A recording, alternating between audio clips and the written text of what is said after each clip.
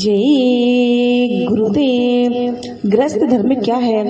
नगर तथा बस्ती से दूर आश्रम है जहाँ ब्रह्मचारी अपने परम हितैषी गुरु की शरण में शिक्षा दीक्षा ले रहा था। गुरुकुल की शिक्षा प्रणाली ही ऐसी होती है कि ब्रह्मचर्य का पालन, ब्रह्मचर्य ही मेरे जीवन यापन और अध्ययन मनन विध्यासन यही वहाँ का जीवन होता है। शिक्षा ही उनके रोम रोम में भरी रहती है। कामनी कांचन जो जगत को हर भारतीय फंसाए हुए है, उन ब्रह्मचारियों को उनके सदगुरु की असीम दया से छू तक नहीं पाती। ब्रह्मचारी अपने गुरु का प्यारा शिष्य था। सदगुरु की उस पर विशेष कृपा थी। गुरुदेव ने सोचा इसे जगत के माया जाल में फंसे जीवों का भी अनुभव कराना चाहिए, जिससे यह उनसे सतर्क होकर सदा के लिए महामाया के अकाट्य अस्त्र कामिनी और कांचन से बच जाए। गुरुदेव ने ब्रह्मचारी को बुलाकर कहा, आज पास के नगर में जाकर घूम आओ। भविष्य में तुम्हारे जीवन धारा को बनाने में यह जगत का अनुभव बड़ा ही हितकारी होगा।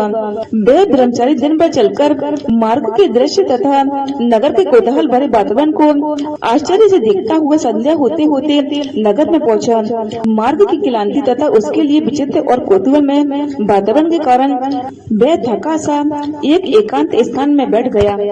थोड़ा विश्राम जलपान ही कर पाया था कि देखा राजमार्ग से खूब बाजे गाजे के साथ एक जुलूस जा रहा है। उसने कभी ऐसा दृश्य न देखा। फौरन उठ खड़ा हुआ और पहुंचा जुलूस के पास। देखा कि एक अजीब प्रकार की सवारी है जिसे 8 व्यक्ति अपने कंधे पर उठाए हैं। उस सवारी पर युवक अजीब सी पोशाक पहने, सिर पर कोई अजीब ढंग की टोपी बांधे बैठा है। लोग उसके पीछे पीछे खूब सज धज के साथ जा रहे हैं। आगे तरह तरह के बाजी बज रहे हैं। ब्रह्मचारी के समझ में कुछ न आया। उत्सुकता से उसने जुलूस में जाते हुए एक सज्जन से पूछा, यह कौन सी सवारी है? उसने बताया, इसे नालकी कहते हैं। ब्रह्मचारी, इसमें कौन बैठा है? सज्जन, दूल्हा बैठा है। ब्रह्मचारी, दूल्हा किसे कहते हैं? सज्जन, मन में अजीब गमान है। दूल्हा जो विवाह करने जाता है। ब्रह्मचारी, विवाह किसे कहते हैं? सज्जन, जीतते हुए विवाह स्त्री पुरुष के संबंध को कहते हैं। ब्रह्मचारी बड़ी उत्सुकता से ब्रह्म होकर स्त्री पुरुष का संबंध कैसा? ब्रह्मचारी के इस बोले प्रश्न पर सुनने वाले सब हंस पड़े और उसके अनभिज्ञ बोलेपन पर तरस खाकर उसे संक्षेप में बताया कि गृहस्थ आश्रम में प्रवेश करने के लिए यह स्त्री पुरुष का संबंध होता है।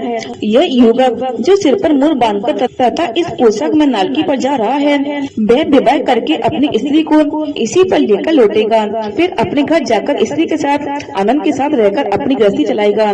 ब्रह्मचारी आश्चर्य से सब देखता सुनता हुआ जुलूस के संग संग काफी दूर तक चला गया। भरत जनवासी में पहुंच गई। फिर विवाह हुआ। विवाह समाप्ति तथा विदाई आदि को देखकर तथा बहुत सी बातें जानकर सुनकर आराम करने के विचार से पास के कुएं की जगत पर बैठ गया। विचार मग्न ब्रह्मचारी सोचता और घूमता हुआ उसी कुएं पर लेट गया। काफी रात बीत चुकी थी। उसे नींद आ गई। बराती भी जनवासी में आकर सो रहे थे। लोग उस भोले भाले ब्रह्मचारी को जान गए थे, क्योंकि उनके लिए ब्रह्मचारी अजीब सा लगता था और ब्रह्मचारी के लिए वे लोग। ब्रह्मचारी ने आज जो कुछ भी देखा सुना था उसे मन में गुंता सो गया था, इसलिए उसे स्वप्न भी ऐसा ही दिखाई पड़ा। उसने देखा कि वह स्वयं दूल्हा बना है, मोर बांधे हुए नालकी पर सवार है। खूब तरह के बाजी बज रहे हैं। बहुत से नौकर चाकर सेवा में लगे हैं। सारा समाज उसकी नालकी के पीछे है। वह जनवासी में पहुंचा। विवाह हो रहा है। उसकी स्त्री बहुत सुंदर है। विवाह का कार्य समाप्त हो गया। वह स्त्री को लेकर अपने घर लौट आया। अब वह अपनी गृहस्थी बनाने में व्यस्त है।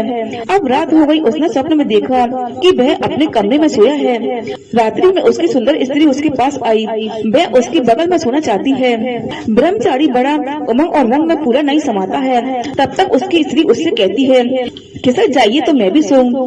ब्रह्मचारी उसी होश में पीछे खिसका और धड़ाम से कुएं में जा गिरा। धड़ाम की आवाज तथा ब्रह्मचारी की चीख ने बरातियों को जगा दिया।